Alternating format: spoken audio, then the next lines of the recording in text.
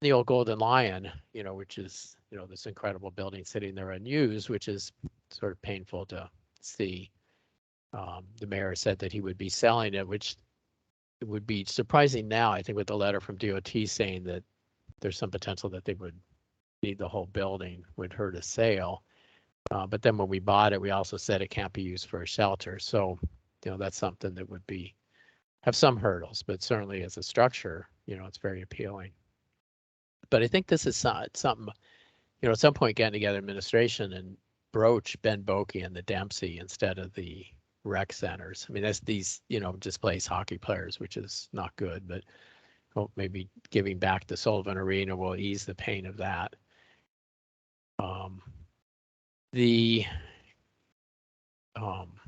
So other sites that are still sort of in play, Arctic Recreation Center has a lot of pluses, a lot of land, and facility looks pretty good. We think, 150 people could possibly stay there. They do have also events planned through the winter, so they would have to get a long-range commitment and be something more likely beginning of the year. So not really an immediate solution.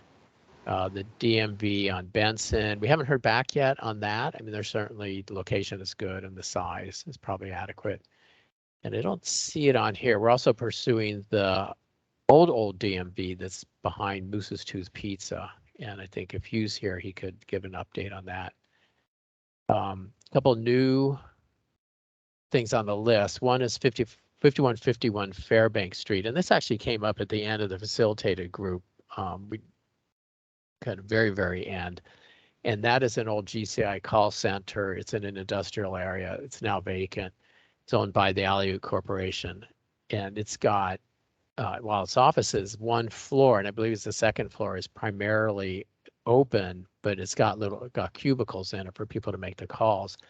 And that's somewhat convenient because I'm aware some shelters use kind of office cubicles to give people privacy, within a, congregate shelter. They're pursuing a sale, but there's no PSA yet and willing to help. And that's where I am right now. I haven't heard from the building manager yet, but I hope to make contact today. Another one is 1330 East 2nd Ave. And this is a large building, 17,000 square feet. And just notes had a 4-head shower room, which wouldn't be enough for a huge number of people. And plumbing, has washer, dryer, and so on. So it's quite large, but it is right downtown too. A place that pretty much we would hope to avoid, and it's not ready right away. And that is something the owner would prefer to sell. So those were added on there. So if I could just roll down kind of the vacant land, which we just kind of parked kind of its own group, becomes more interesting with the proposal from the mayor about using portables. So what places would be available here? And the old archive site comes up frequently at the location we own it. There was building there, so there's some plumbing and access to electricity, could be, not too difficult. So if we're looking at portables, this would be, possible site. Another one is that our Arctic Recreation Center has 30 acres, so ample space to put in portables if that's pursued. An advantage there too is the facility may be able to be used as sometimes during the day or night. And then if we could get an agreement with them to use it, when their scheduled events are, ended, you'd have that facility, with the indoor shelter. So there's some benefits there. And then these other vacant lands, and I hadn't really evaluated these, we'd probably need for any open space, I think, 1.25 acres to 2 acres of, flat land to put the portables. So no solutions here, a couple places that could work. One thing that on land, if the portables are to be considered, and I understand we've had good discussion here on the staffing and so on, that it would be beneficial to know sooner, even though the school district may not decide if they would be available until October, getting ahead of it. Like if a location could be recommended, then the administration could start lining up Trugach Electric to hook up electricity and so on, and start looking into what they would do for showers and in particular for a certain location. So there is some, if we get some guidance, offer guidance to administration, I guess, on what location would be good, for the portables, that would be helpful for everyone. So that's kind of an update there. Anyway, questions or Shooty you might have, and if Hugh's on, add some information. Thanks, John. I don't know that Hugh's on. I was going to add a couple of items that I was posting in the chat. The old DMV near Moose's Tooth came off the list via Hugh. The owner wasn't interested in pursuing that option. And a couple of other updates. Shelley's also putting these into the chat, but I'll read them out loud. Some of the properties that are hotel properties in particular that this group recalls being on the list have moved around on the list in various ways. Previous versions of this list showed the Aptel near Northway Mall being unavailable because it was proposed for purchase by Rasmussen. There's been a little bit of a shuffling of the purchase plans, and it sounds like Aptel is actually going to continue as a hotel. And Rasmussen has shifted its attention back to the Barrett Inn in Spenard.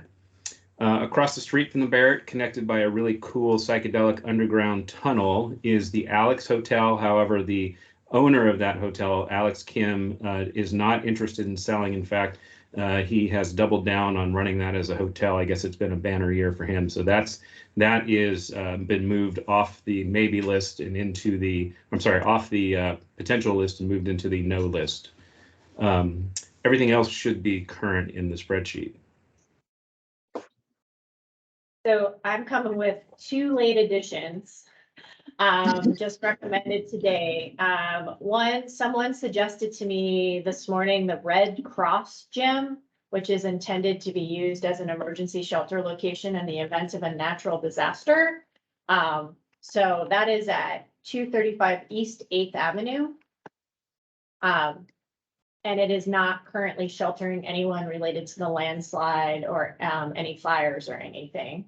The other I wanted to add is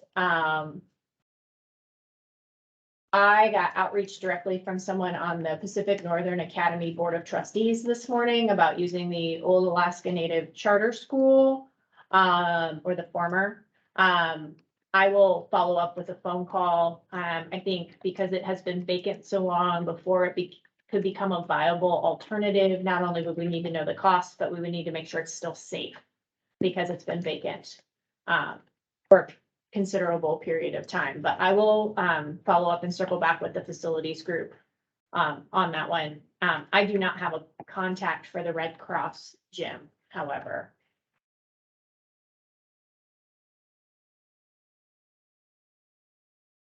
The Red Cross director has been participating with us, I want to say. He introduced himself last time. Was that this meeting? I get lost in all of my meetings now. I didn't have him down, but we'll follow up. Yeah. Yeah, we can add both those to the list.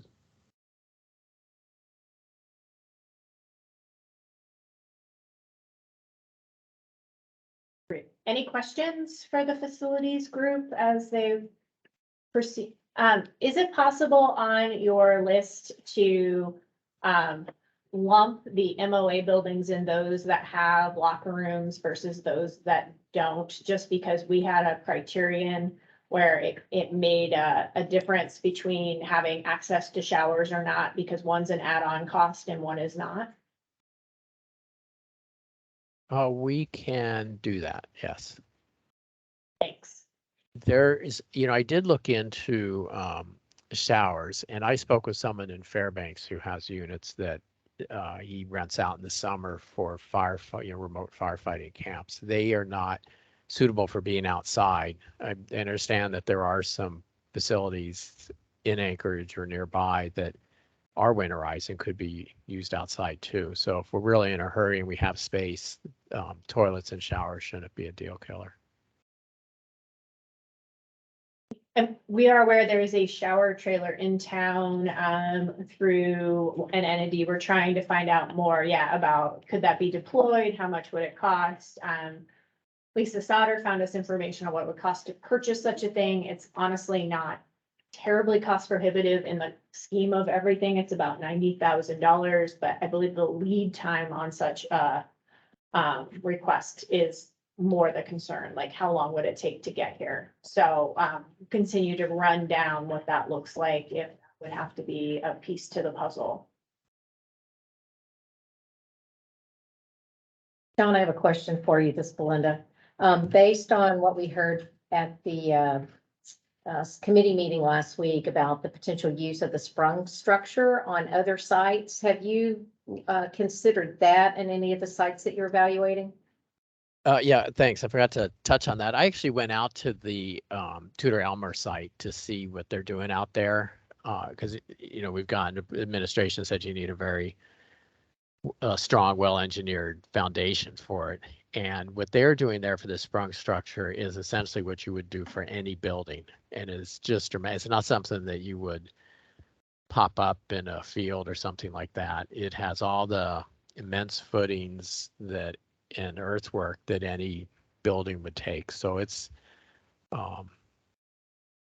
pretty clear that the statements that they made, that it's not truly, easily portable, pop it up somewhere and then move it. So I did not consider, any of the vacant land or, to use it temporarily.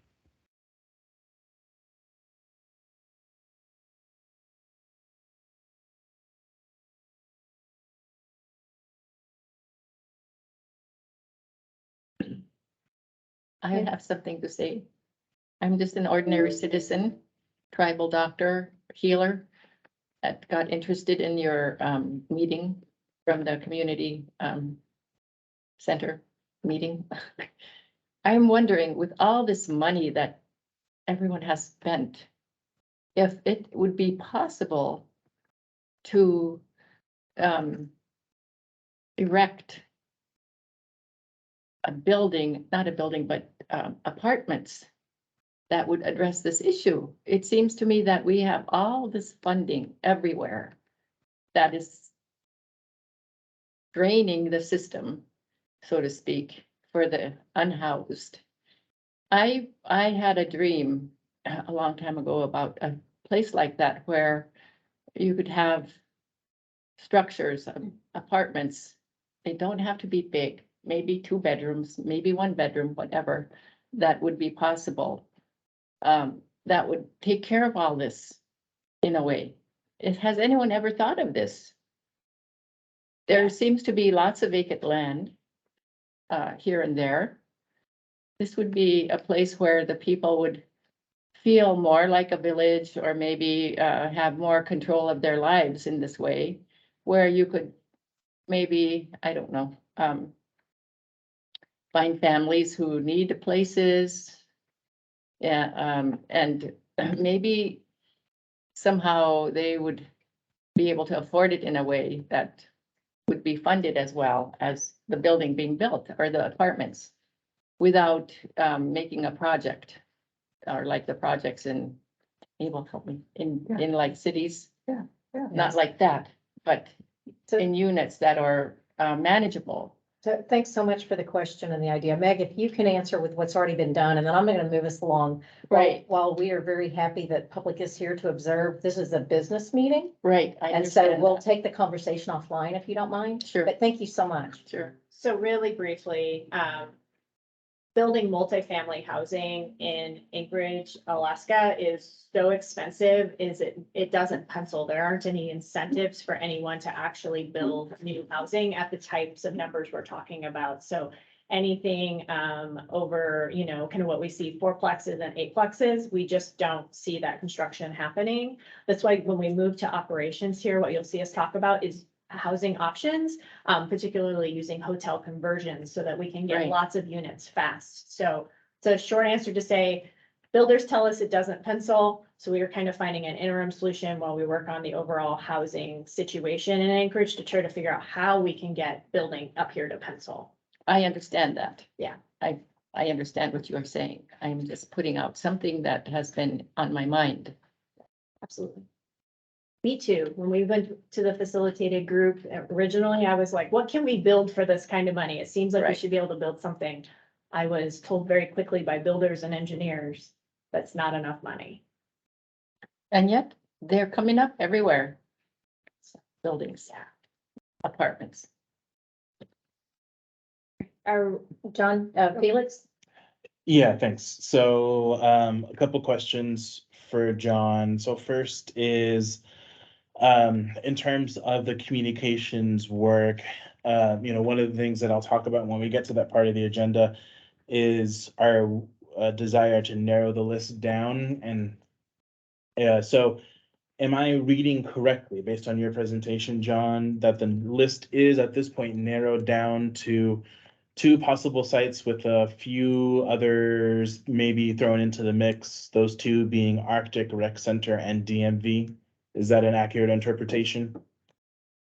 Yeah, and I'm not sure. I mean, Arctic Rec Center is amenable to a couple things. I think putting portables on their broad expanse of land, and then, if they could get a longer term lease, for the space, that's something that we could work out. DMV, we haven't got a no from the owners, but we haven't got a yes either. So that's not really clear. When you say the 2 locations, which are you referring to? Did you say? The ones that I just mentioned, yes, Okay. Arctic and DMV. Okay. So those are not clear. I mean, really the most viable are these municipal owned buildings, can we do something there? And then, perhaps the Barrett, which has been perpetually, play for quite a while, but I think these 2, so we have them under a yes, but I should say they're not a no. Right. And then Thanks. this one on Fairbank Street is also not a no. It's fairly large. That's a possibility, and it's unfolding right now. So.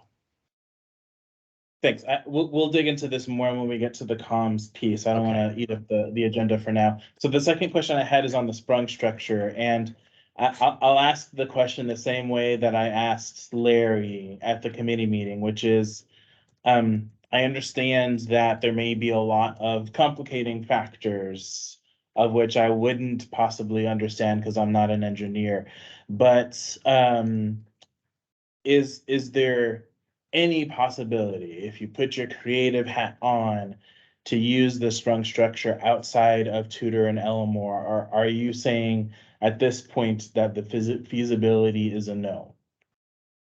I think it's a solid no from what I saw at the site on Friday.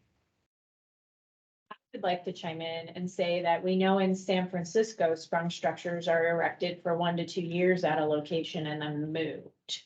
And we can certainly get some more information about what San Francisco is doing, but they're doing sprung structures. I don't know that there's anything significantly different from one type of sprung structure to the next, unless it's size based. Yeah, John, so thinking about it from an engineering perspective, I would ask the question a little bit differently when talking to the Muni. And that would be, what were the design criteria that were used to determine how the foundation had to be designed?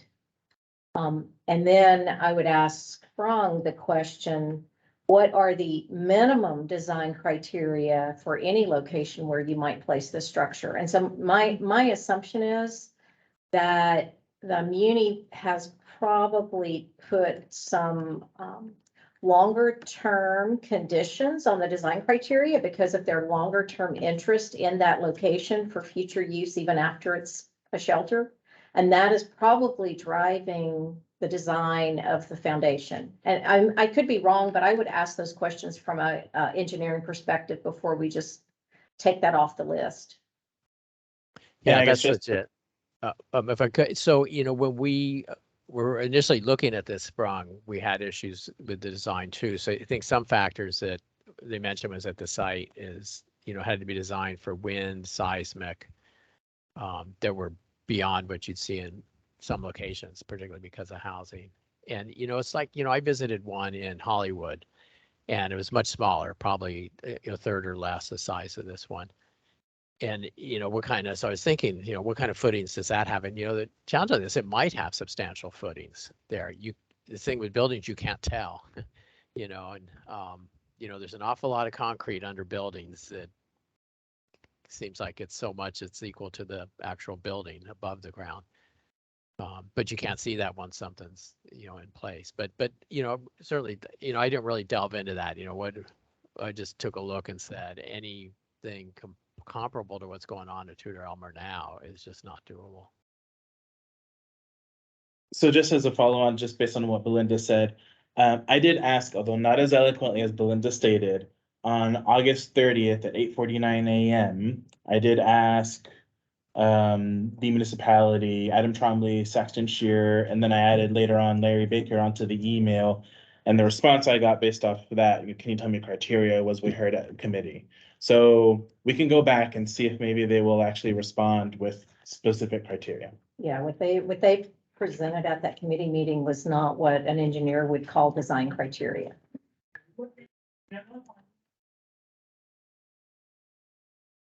Okay, I will get more information. And I'm happy to help as maybe one of the only engineers on the task force. Who knew that we were going to need such things on a task force, but yes. Pretty hilarious, huh? Yeah. Okay, anything else on the facilities and site analysis questions?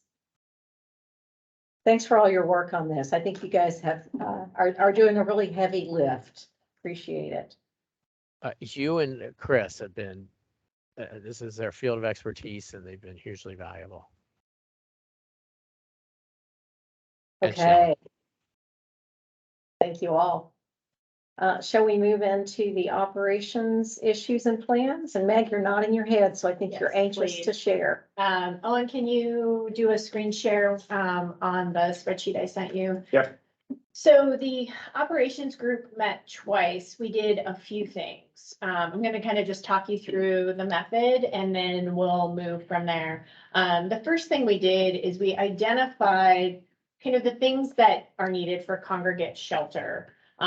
We went through, we talked about staffing ratios, security, access to showers and laundry, meals, transportation, the types of equipment, the costs that make things go, the administrative rate, because that's all a part of it. And then we talked about a medical component.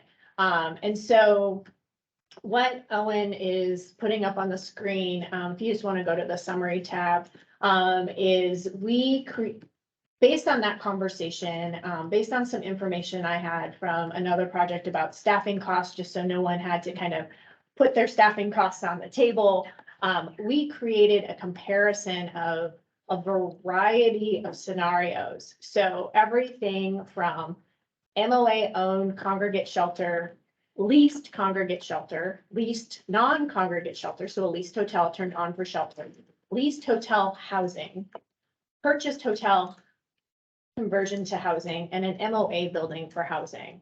That last one is at the request of Felix. He said, would you please consider how we could use the Golden Lion? So what I thought I would do is, you've got the per day rate here, you've got the annual cost. So we did a per day rate per person, because we often talk about kind of what this looks like. And then we made some assumptions. These assumptions, I think, are really important to review before we possibly head into the weeds on any of them. The first is that all capacities limited to 150 persons per location. Access and services are 24/7, meals and showers available to be delivered on site. That was what we agreed to as a large group. The operations group asked for staffing to be presumed on a 3-shift basis, not 12-hour basis. So morning, swing, and overnight due to their experiences. And that all supportive services incur a 10% federal indirect rate charge. So that's that administrative charge that makes it all go, that covers facilities' ability to have HR and background checks and all the things. And then we have assumptions around each one of the locations. You'll see that like facilities often have similar assumptions. So we did $100 a day service rate inclusive of food for congregate shelter. Just as a starting point, we didn't spend the time doing is tracking down a per rate for each little thing included in congregate shelter, because we would have spent all of our time calling, it's going to depend on like what's provided in the building and a lot of those things. So we just used an estimate based on what we know operations to cost. MOA facilities incur an M&O cost for MOA owned congregate. They're not free. And I think we wanted to really get at the fact that there's still some costs to the municipality to keep the lights on, to keep the heat running, whatever it may be. That there's a 1 to 30 day and a 1 to 50 night staffing ratio. And that congregate shelter is not eligible for rental income. Those things occurred for both MOA congregate and lease congregate, with the difference being we took the least cost. I just looked up a warehouse that was available to get a cost. 21,000 square foot building is assumed to cost $1.50 a square foot. So that's the assumption built into the cost right now. Obviously, if we find a specific facility for lease, we can change that assumption either on the square footage or the price per square foot. On lease non-congregate shelter, we did a 60 per night per room rental rate based on what we've seen available in Googling some hotels. And if we were going to master lease the hotel. The staff are based on the number of floors and building configuration. So usually it's 2 staff per floor. A leased non-congregate shelter is not eligible for rental income. So this would be like the situation more at the Aviator Hotel, where there's no guarantee that individuals can stay for any particular amount of time. The next 3 options, as we were putting them all on the table, were the ideas of using housing. So what if we went straight into a housing posture this winter? So we started, if you're leasing a hotel for this purpose, master leasing a hotel, we still did the $60 per night rental rate. We know we can use emergency rental assistance funds for those who haven't already taken advantage of them at $657 per unit. That is a rate set by AHFC for a hotel type unit. These require leases, so folks have a lease, but they're still in the same kind of environment, but they have the rates as a tenant. And that staffing, again, like in any use of a hotel, will be based on the number of floors and building configuration. For purchased hotel housing conversion, it presumes the building was already purchased, so we're not looking at the upfront capital costs. We're just presuming those are sunk costs happening over to the side. That the building costs to run the building are based on a prior hotel conversion we did where we set aside 20% of the income as maintenance and operations, meaning ways to repair and keep the building going should, there be inclement weather event that blows part of the roof off, that there's money to actually repair it so the units don't come offline. Again, staffing is based on the number of floors and building configuration. Again, use of that ERA2 emergency rental assistance funding per unit.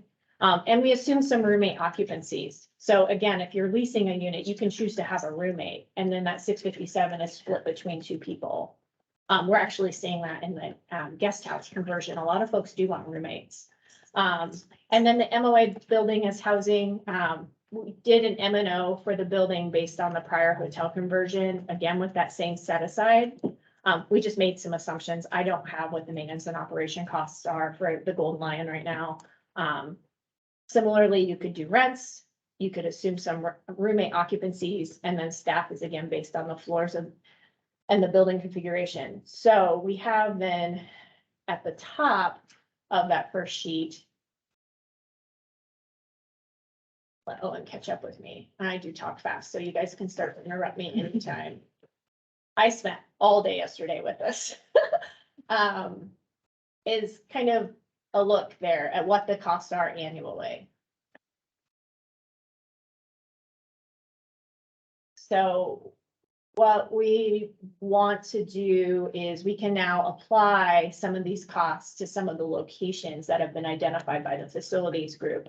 So MOA owned congregate shelter, those would be the potential annualized costs as we determine them for the rec centers, the Dempsey Anderson Ice Arena, Bemboki, any of those. If I flip to that tab, you'll notice the building expenses for the MOA buildings is about $30,000 by month.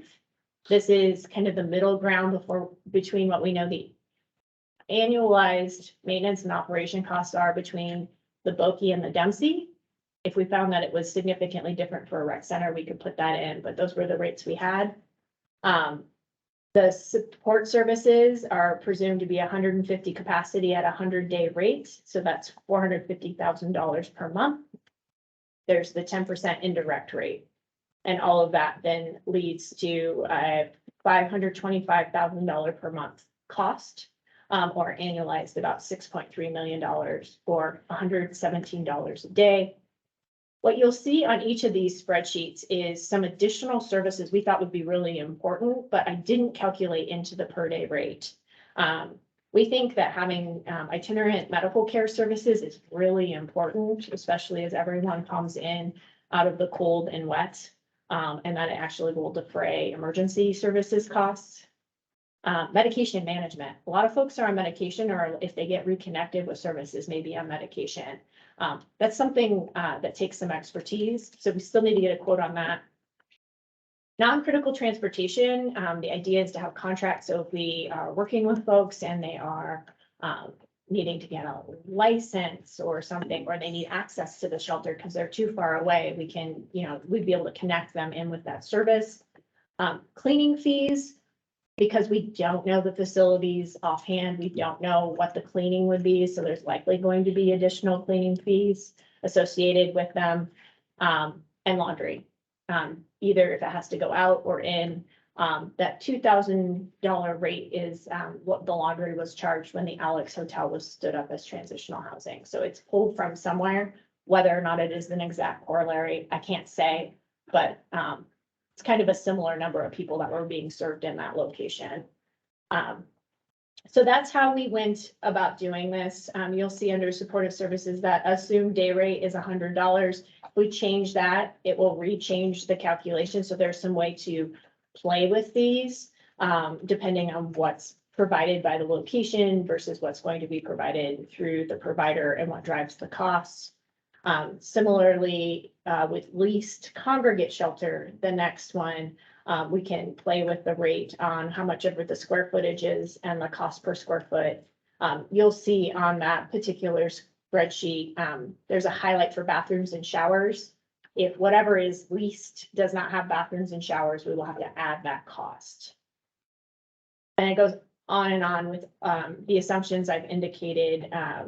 Like lease non-congregate shelter, there's a $60 rate, but if I turn that to 75 or 50, whatever could be negotiated, it will shift the overall costs.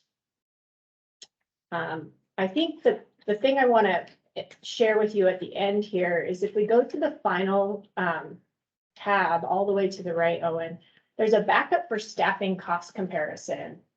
And I think this is important to see. There is a significant difference between, even if you consider what the configuration of various non-congregate buildings are like, because most of ours don't exceed 4 floors, and then what it takes to have congregate personnel.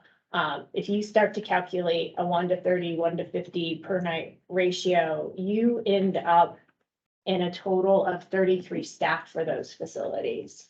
And that drives your rate. Most of supportive services is people. It's people helping people. So I wanted to show, and I used a 35% fringe rate from something else that I had. Of course, depending on the provider, these could vary widely, but I wanted to compare apples to apples in terms of staffing costs. You'll notice I've also included some management in both, because most sites usually have someone in charge or a couple of people in charge.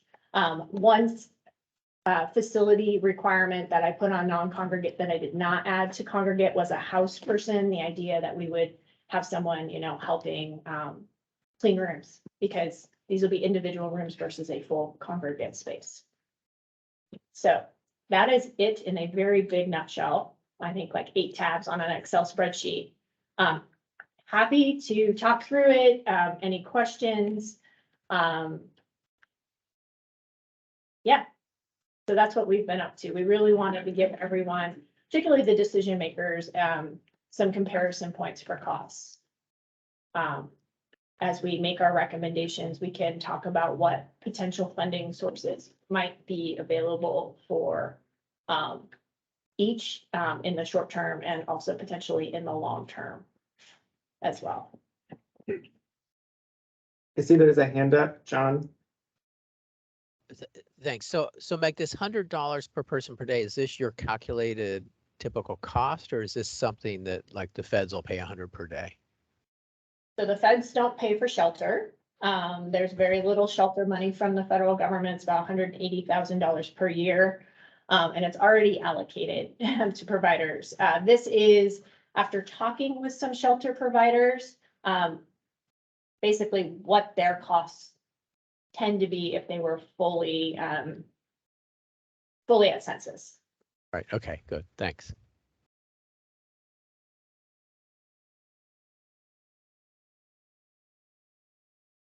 Any additional questions on the spreadsheet that Meg shared? See, Jessica has her hand up.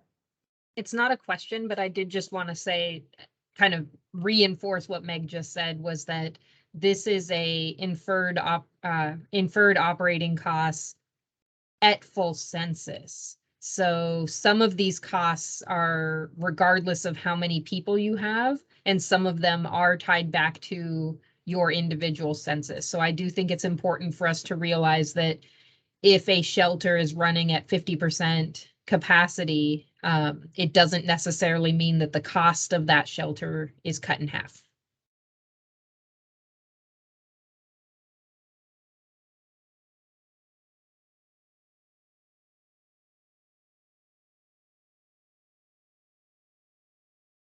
So Meg, I don't know if you mentioned it and I missed it, but this chart has been prorated for 350 person capacity in each of those areas. Yeah, sorry. Even though the original estimates were for 150, this was grossed up for the 350 capacity that's needed.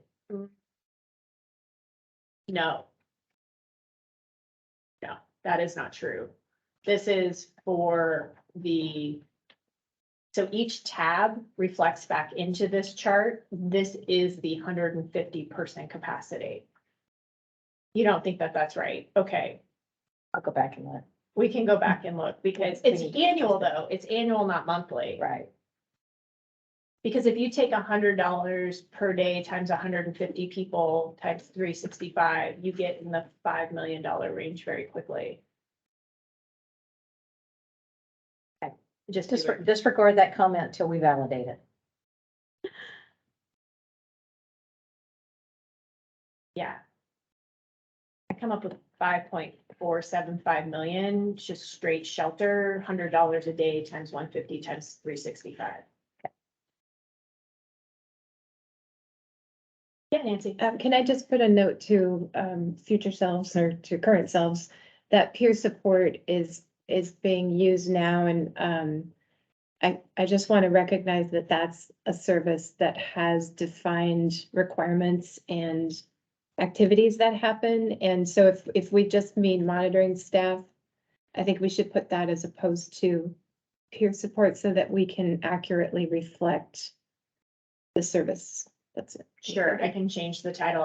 As I said, I was stealing from something else and that's what they Yeah, titled it, no but, problem. it's the same intent, I believe. Correct. Yeah, but I mean, I would love to see us move to have all of our peer support positions, actual peer support, and Yeah. and then that would make potentially inroads for other fund sources to come in. Sure.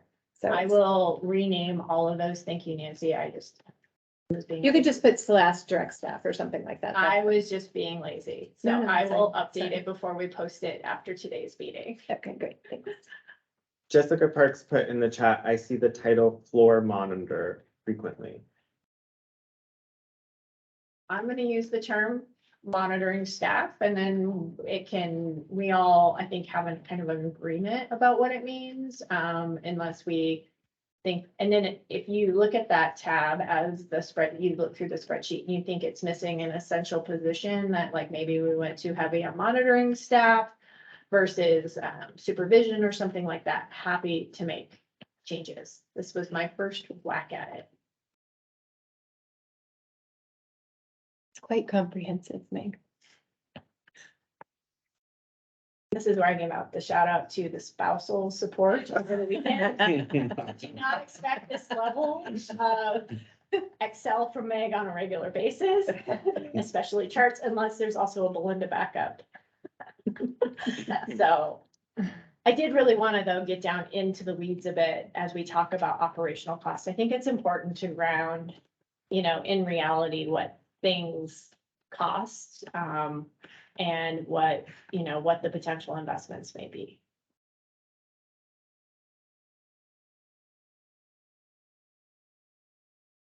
Do the bottom line summaries that Meg shared on that first page with the charts, do those ring true with those of you that have expertise in this area? Is that what you would have assumed? Are there any that you have questions about?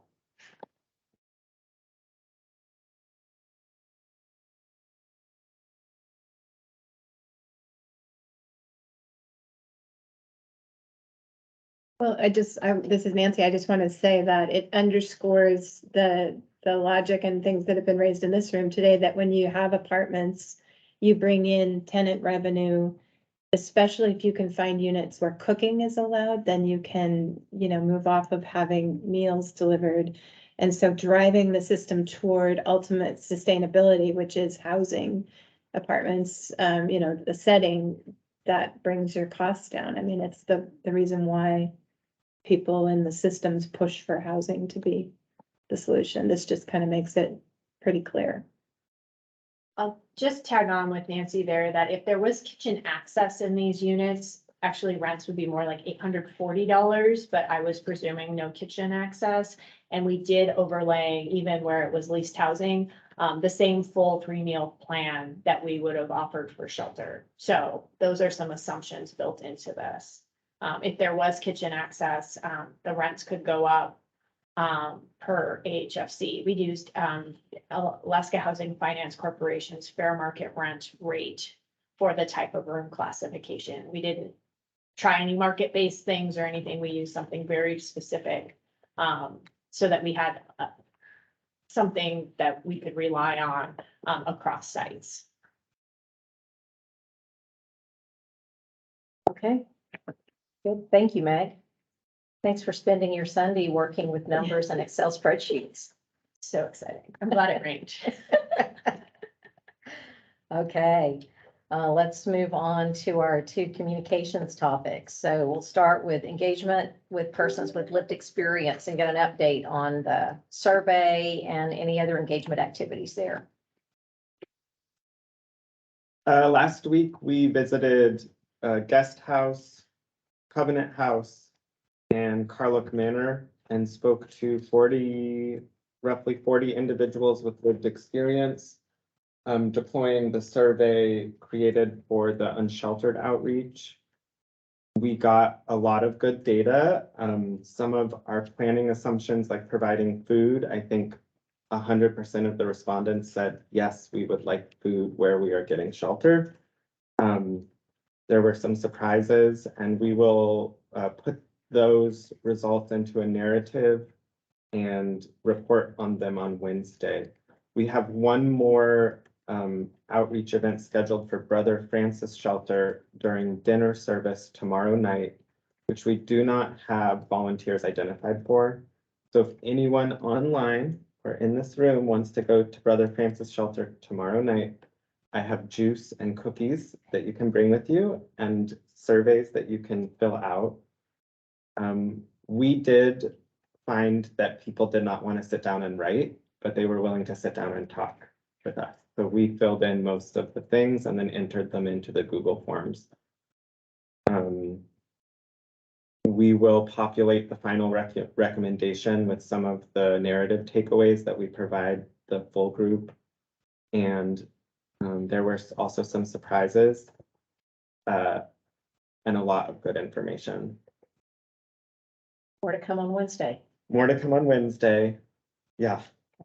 It also just reminded me why this task force is existing.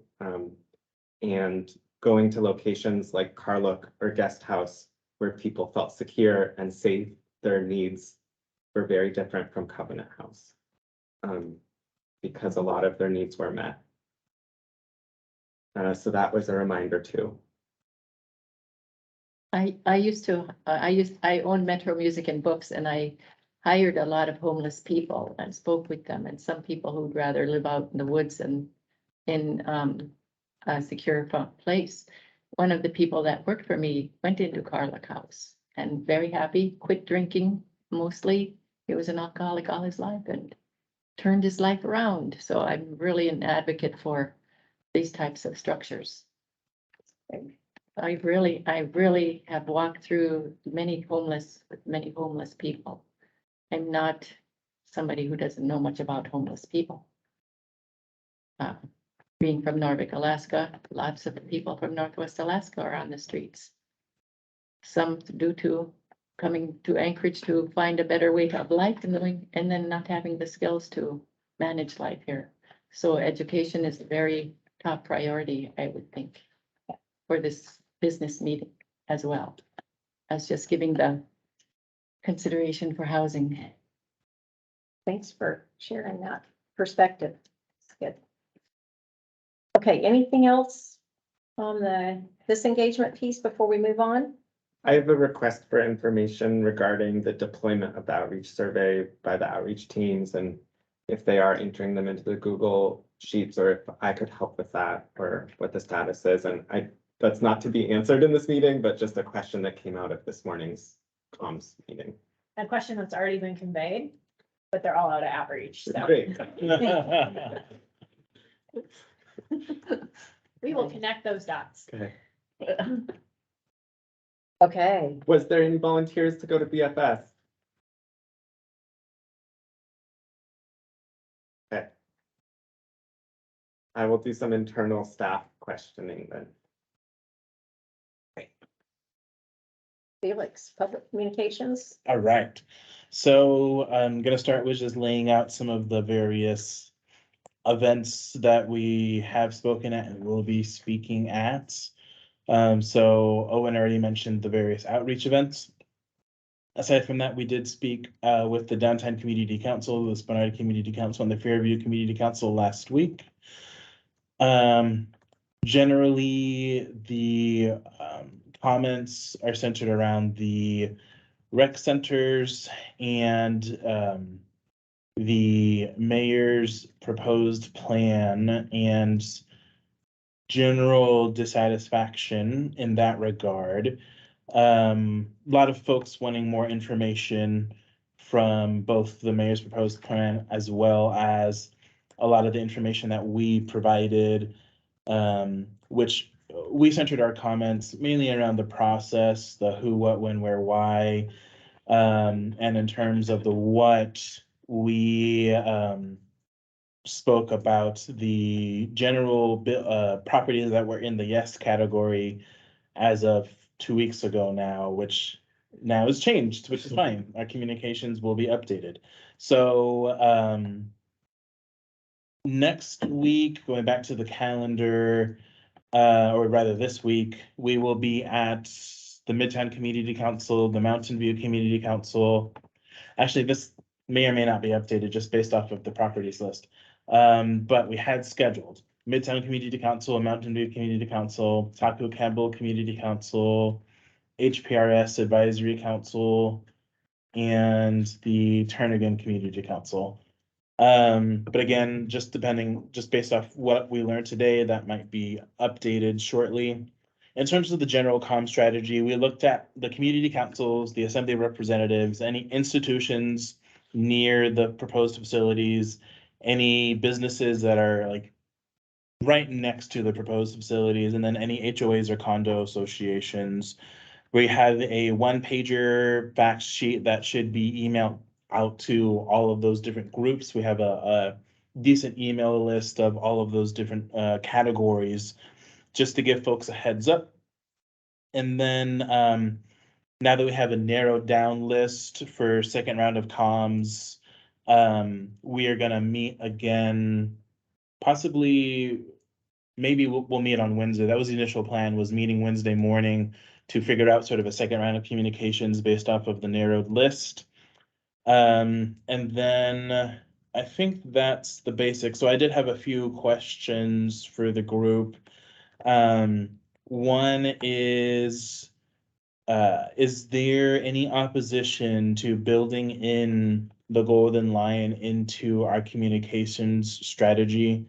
It was not on the initial list of properties, so it was not built into our comms strategy. May I ask him what capacity? All capacities, one capacity, two capacities? So basically, maybe to answer your question, so basically what we did was we built our communications strategy off of the properties that are on the list. So the community councils we talked to are based off of the properties. The assembly representatives we're going to talk to are based off of the properties, the businesses, institutions, etc. So basically, do we want to add Arctic into that calculation, which will open up the community councils, institutions, etc.? Got it. I mean, per your request, the letter I received, last week, I built it in as, because it is something that we could leverage rental assistance in as a housing option. So that would activate it, so that would open up some community councils in that area if that's what we want to continue to proceed with. I guess I was just asking what lane so that your comms around the facility, if it's asked as to how it's going to be turned on, you either have talking points or it could be a big TBD. I don't really care. I just want to make sure. Yeah. We're all on the same page. Okay. All right. If there's no opposition, then we'll go ahead and add that in. Then next question I had was. All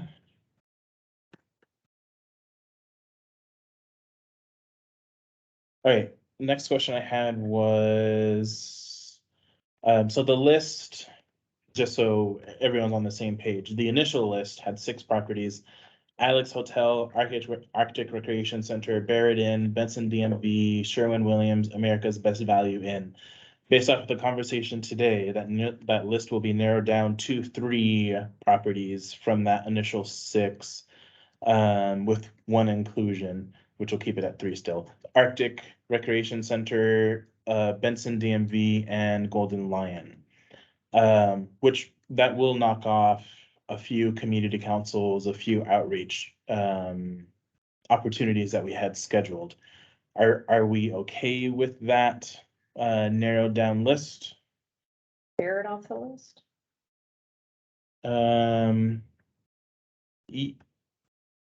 That's what was presented today, was Arctic and DMV as work for this group. At least that's what John told me. Yeah, I mean, I guess the Barrett, I mean, if it's being purchased by Rasmussen and we had a purchased housing conversion, I mean, I think it's still in play. I believe you guys already went to Spenard Community Council though. We did, yeah. Which captured most of the non-congregate sites except the potential addition of the Golden Lion. Got it. Yeah, I think part of the reason why I wanted to delve into this and get specific, because we're going to have refined talking points and a lot of refined work that we're going to need to do to communicate with members of the public around specific facilities and plans, because that's sort of the next phase of work. So right now I have Arctic Recreation Center, Benson DMV, Golden Lion, Barrett Inn. Are there any others that we should keep for the second round of comms? John, I see your hand up. Yeah, thanks. So, Felix, we'll get more information pretty quick here, but the one on Fairbank Street near International is a possibility, and that I should hopefully today or tomorrow get more clarity on. And then, the Benson DMV also, I'll make a call after this meeting and see what the progress is on that. But it's a floating list, I guess, but I'll keep you informed. Thanks. So I think our goal is we're going to meet on Wednesday morning again. So if we could get any clarity on DMV and the Fairbanks property, I think that would be helpful. I will work on it. Any clarification on whether or not the former Alaska Native Charter School is something, because I just mentioned that I had that contract with them today. And similarly, if we run down anything with regard to the Red Cross gym. So I think those of us working on it, can we just all agree that we would get Felix any updates by, let's just say, close of business Tuesday? And that's what they can run with for comms. And then you have the MOA-based buildings in there as well for your comms. We didn't, but we can go ahead and add that. I think there were 4 primary ones: Dempsey, Boki, Spenard, Fairview, because they all had showers. Okay. Great. I think I have my ever expanding marching orders. Please don't add anything else.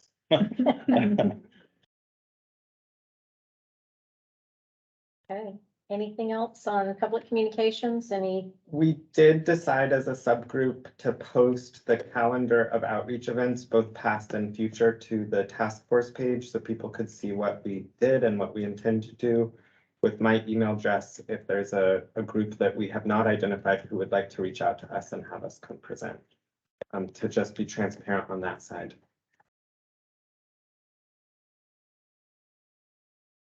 As we publish the operating budgets, do you want, as the comms group, some help in identifying where they align as to what category?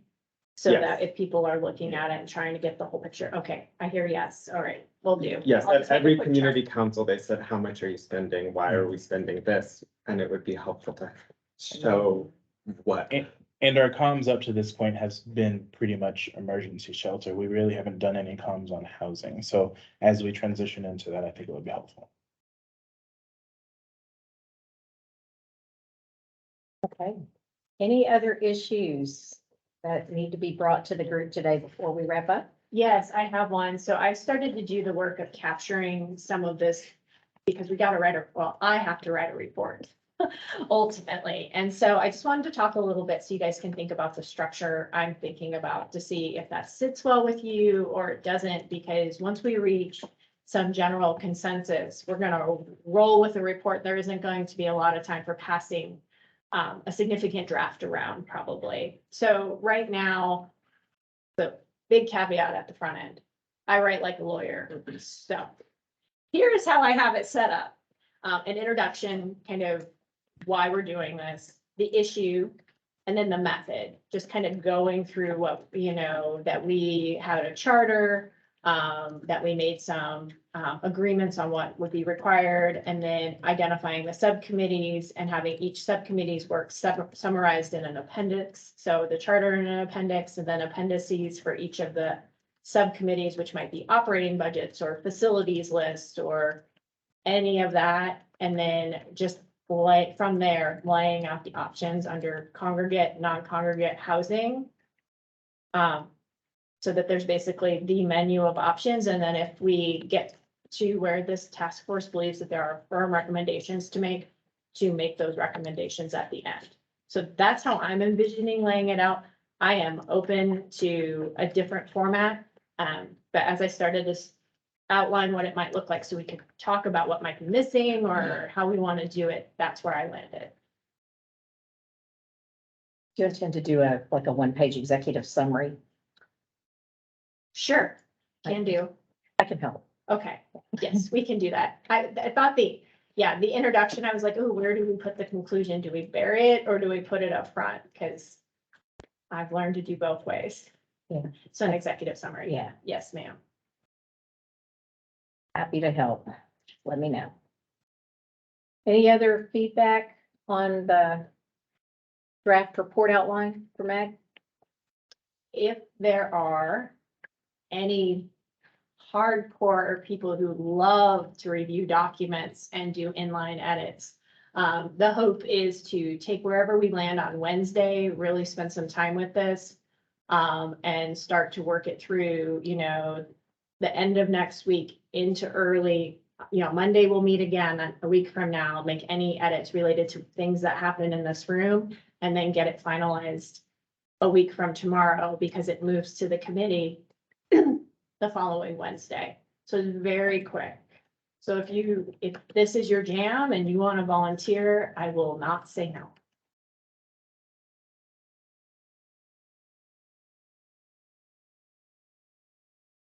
Meg, I'll volunteer.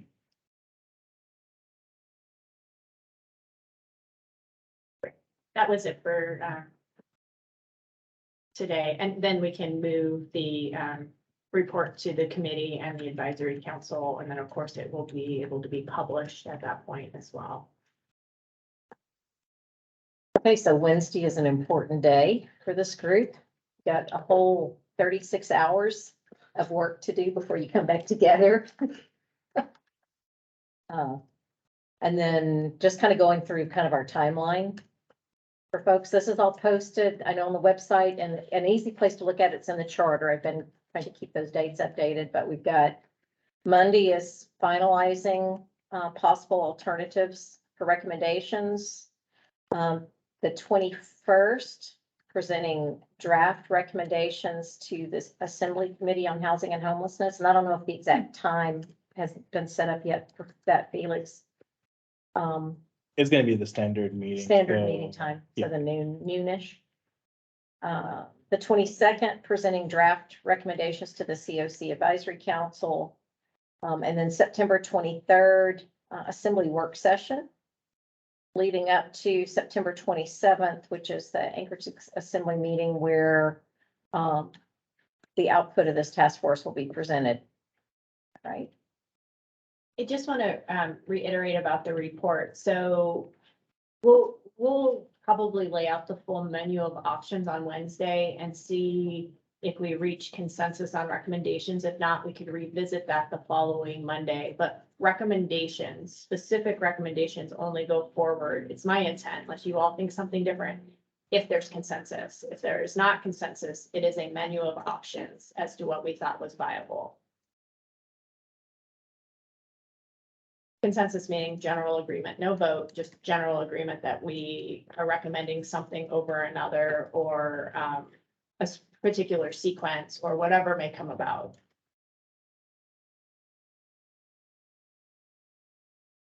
I know what the assembly might be looking for. However, I don't want us to present something we're not in agreement about, so.